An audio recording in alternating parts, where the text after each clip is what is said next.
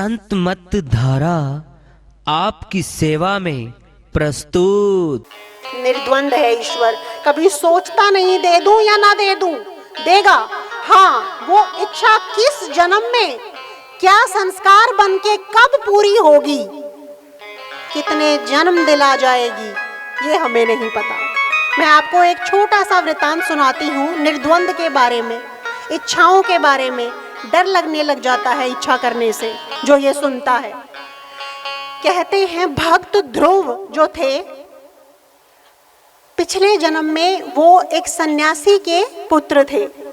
पिछले जन्म में वो इतनी भक्त आत्मा थे कि उन्हें भक्ति के सिवाय कुछ भी सूझता नहीं था, चाहिए नहीं था। एक दिन उनके पिता जो ऋषि थे, उनके आश्रम में एक राजा आ गया। राजा को आए देखकर ध्रुव के मन में अनायास ही इच्छा पैदा हो गई कि हाय राम, ये राजा कितनी मौज है, इसके कितने नौकर चाकर हैं, इसके कितना सुख है, इसका कितना आज्ञा का पालन होता है। कहाँ मैं सन्यासी औरों की सेवा करता हूँ, कहाँ ये राजा इसकी और चाकरी करते हैं। काश मैं भी राजा होता। भक्त था वो, उसकी हर इच्छा का पूरा होना लाजमी था।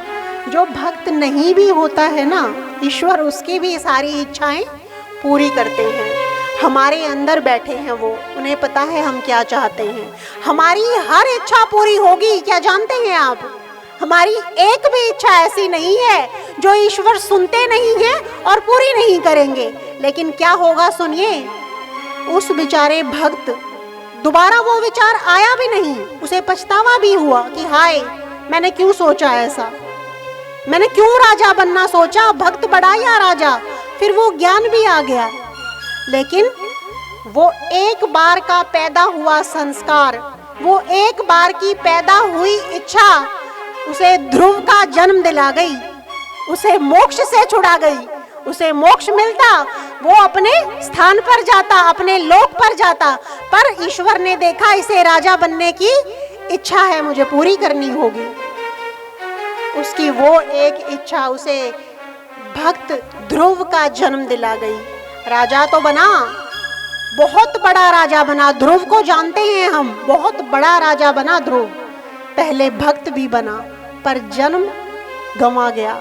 उसी जन्म में मोक्ष मिलता, इच्छा के कारण जन्म का गुलाम बनके राजा बना। हमारी कितनी इच्छाएं हैं, पूरी तो होंगी। कितने जन्म लेंगे हम, लेकिन ये देखना चाहिए। उन इच्छाओं को पूरा करने के लिए हमें जन्म दर जन्म भटकना होगा। निर्द्वंद है ईश्वर, सोचा नहीं उसने, इच्छा की और तूने मांगा, मैंने दे दिया। हम द्वंद में पड़े रहते हैं। ईश्वर की तरफ चलें कि संसार की तरफ चलें। एक पैर हमारा मोह में है, एक पैर हमारा भक्ति में है। जो दो नाव में सवार होता है वो डूब जाता है, डूब जाता है। ना संसार का रहता है, ना परमात्मा का रहता है, वो जन्म पे जन्म पाता है। हमारी इच्छाएं हमारे खिलाफ हैं। हमें जिस दिन ये समझ आ जाएगा, हम समर्पण कर जाएंगे, हम निर्द्वंद हो जाएंगे। हम सोचेंगे नहीं, कलेजा कांपेगा नहीं, डर लगेगा नहीं कि औलाद छिन गई तो हाय क्या होगा। भाइयों और बहनों, छिन जाएगी, पक्का सच है, छिन जाएगी। कि कब तक पकड़ के रखोगे?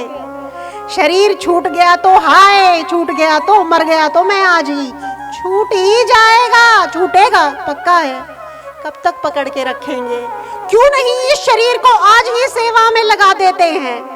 क्यों नहीं इस शरीर को आज ही, तू दुख दे चाहे सुख दे, तेरा पल्ला नहीं छोड़ूंगा। हमारी तो श्रद्धा भी कांप जाती है, ऐसी भक्ति है हमारी। तूने ये इच्छा पूरी की नहीं, तू कौन, मैं कौन हूं? क्या इसे समर्पण कहा जाता है? क्या इसे श्रद्धा कहा जाता है? क्या ईश्वर हमारी इच्छाओं को पूरा करने की मशीन है हमारे लिए कि तू मेरी इच्छा पूरी नहीं कर सकता तो तू मेरा गुरु, मेरा क्या लगता है जब वो मेरी इच्छा पूरी नहीं कर सकता है?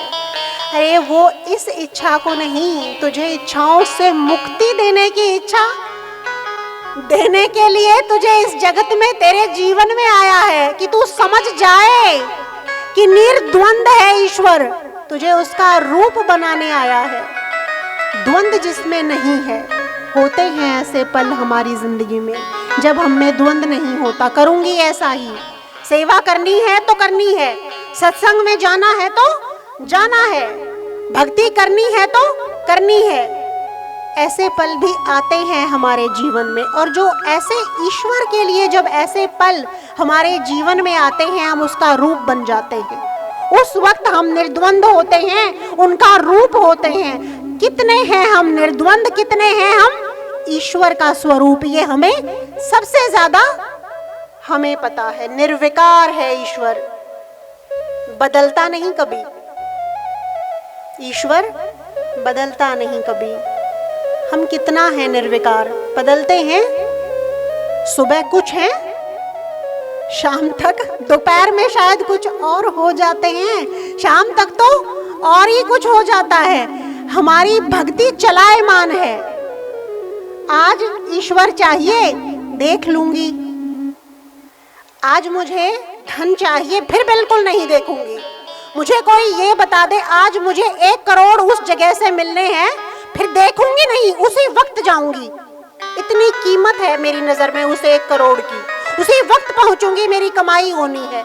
आज मुझे सदगुरु ये कहते हैं ला तुझे ईश्वर दिला दूं, मैं कहती हूँ देखूंगी।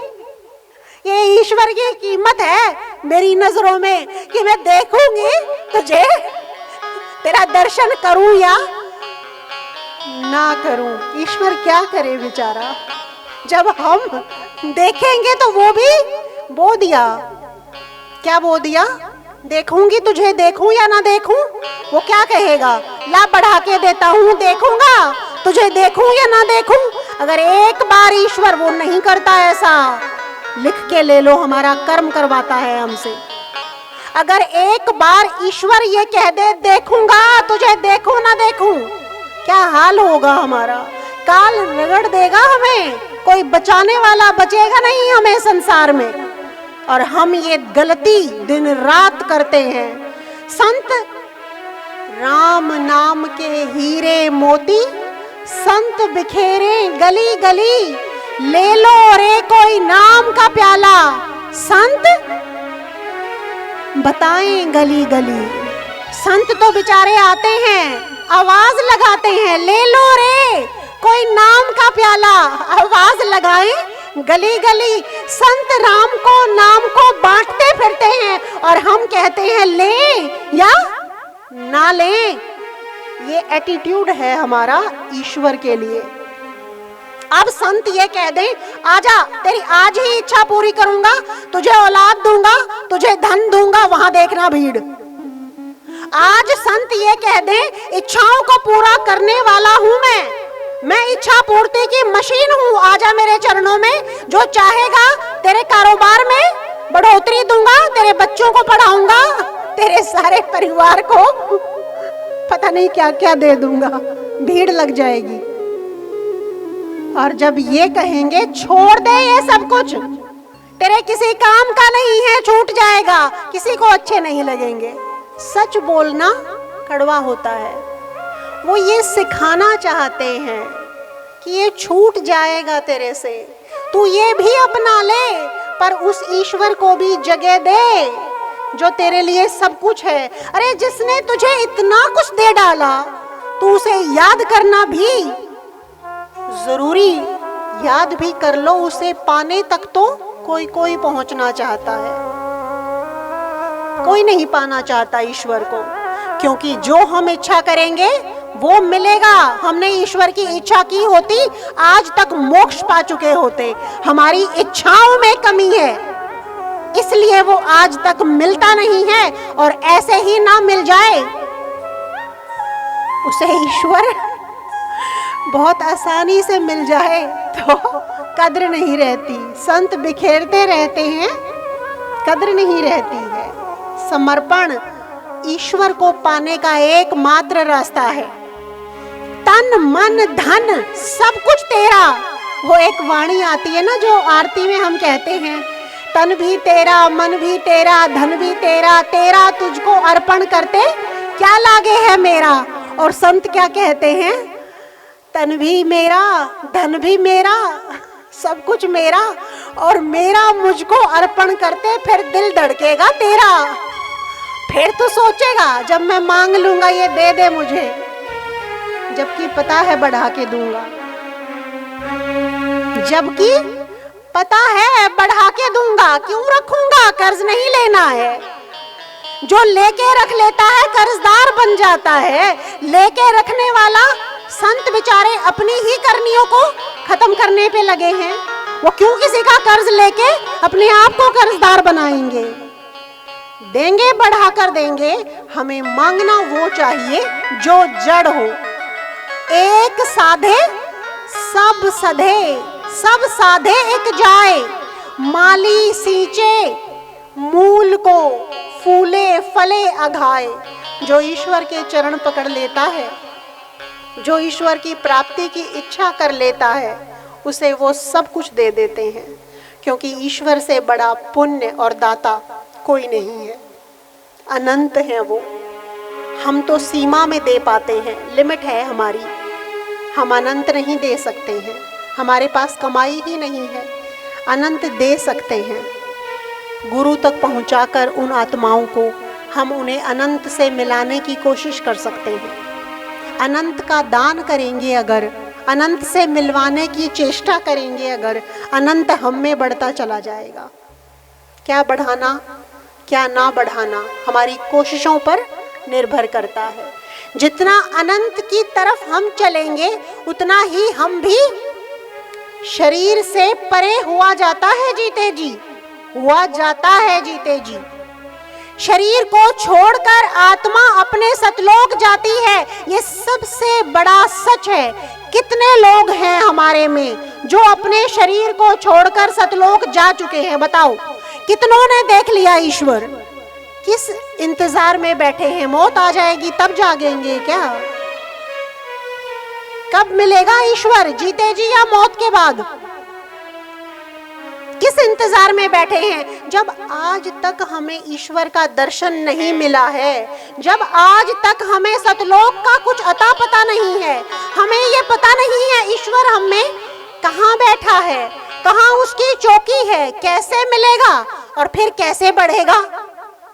जब अब तक ये पता किया नहीं तो कब पता करेंगे?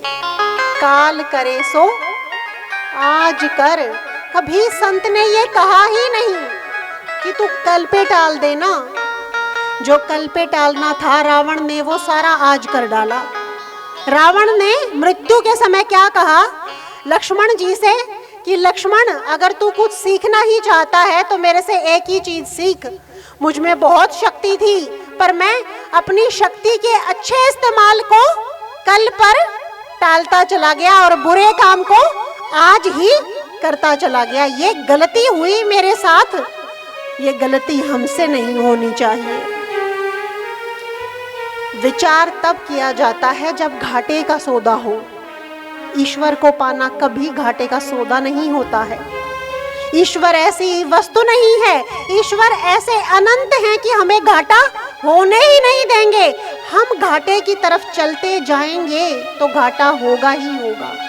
समर्पण कहने से नहीं होता है, अपने अंदर से होता है। कहने से अगर होता तो हम सारे समर्पित हैं। सबसे बड़ी मैं समर्पित हूँ क्योंकि मैं कुछ भी नहीं देती हूँ।